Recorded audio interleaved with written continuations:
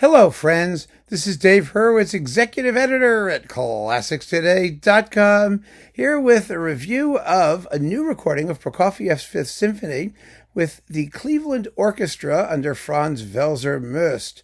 Now, this came to my attention because one of you said, "Oh, there's a great new Prokofiev Fifth you got to listen to," and I did. It seems to be available only as a download at present. Here is the download cover thing, cha-cha, which actually is, following the same rather dreary artistic concept of the other Cleveland Orchestra's self-made releases. At least they're doing them. I have to say, if the artwork isn't fabulous, well, I can deal with that. The performance. The performance. Well, the last three movements are terrific. Really terrific. The entire performance is characterized by extraordinary transparency of texture, urgent tempos by and large, some pretty spectacular playing, and Welser Möst is most comfortable in the music's more mechanical side. Prokofiev described his own style as, on the one hand, the lyrical and the grotesque and the machine-like ostinato type. And boy, do they nail that stuff. I'm thinking of the scherzo. I'm thinking of the machine music at the very end of the finale, which is amazing. The slow movement, which is of course more lyrical, actually goes very well. I mean, it flows very, very nicely. It's beautifully shaped, and you can hear all kinds of lovely little orchestral touches, the orchestral piano part, for example, and things like that, stuff that you don't normally hear. The problem, and there's always a problem, isn't there? It seems in this symphony, is the first movement, as usual. Now, normally the problem with the first movement is that the coda to the finale, it just misfires. It has no tam-tam and cymbals, and the percussion's out of whack. And actually, that's not a problem here. I mean, the sound is so transparent, and everybody's playing pretty hard, and it works really well. It would be a little quick for my taste, I think, but my goodness, it's all there, all where it ought to be. No. The problems all happen before the coda. It's a strange performance of the first movement.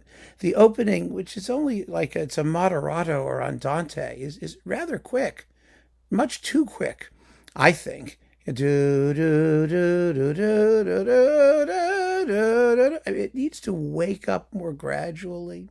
And then after the first climax, we get that lovely lyrical second subject. Ya da da da da da da da da da. I mean, that's more flowing, less grim, and it moves a little bit more quickly. The climaxes tend to, create additional urgency, and then you get the final da da da da da da da da da da da da da, where you speed up to the final tempo, and the exposition comes to an end. Now, Welser Möst gets that somewhat sideways. He does do the closing theme correctly. It speeds up nicely, and it's okay. As Loren Mazel with this same orchestra did not. He kept it steady like this, and it was da da da da da da da da. It was odd. No, but he seems to slow down as the exposition goes on.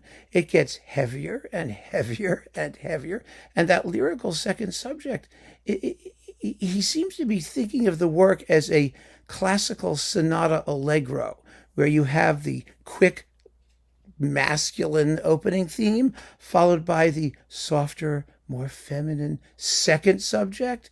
But Prokofiev turns that on its head. He does just the opposite in this movement, and trying to force the square peg into the round hole, it doesn't work. And in the development section, which is based almost entirely on that lyrical second theme, the whole thing just kind of bogs down. You're very unclear what the shape of the movement is because the tempi are so wayward.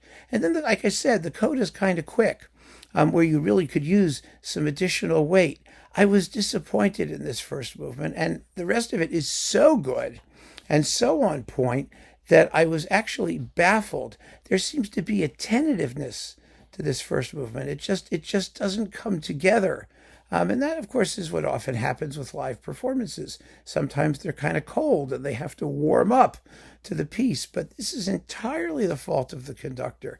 He seems to have, at least on this night very little grip on the movement's larger structure and scheme of contrasts, at least as Prokofiev intended them, at least as I understand Prokofiev intended them, and based on all of the billions of competing performances which get these particular details right, whatever else they may get wrong.